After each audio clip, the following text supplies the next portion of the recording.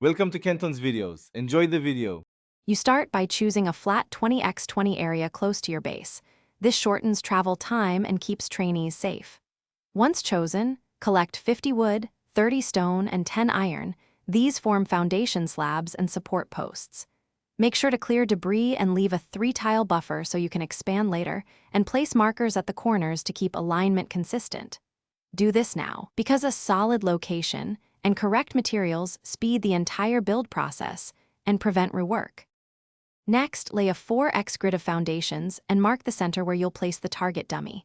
This creates predictable sightlines. Then, erect a perimeter fence with 1 access gate and space light sources every 5 tiles to prevent spawns.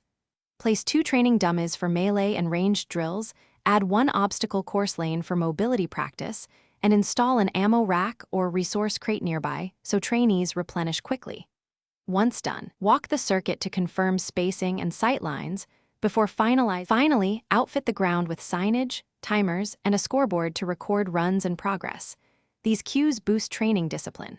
Run 3 full trials for each drill and tweak obstacle distances by 1 to 2 tiles to balance difficulty, and make sure gates and resource points are accessible. If problems arise, targets misaligned or enemies spawning inside, inspect foundation level and fence gaps first, then adjust lights or move dummies a tile.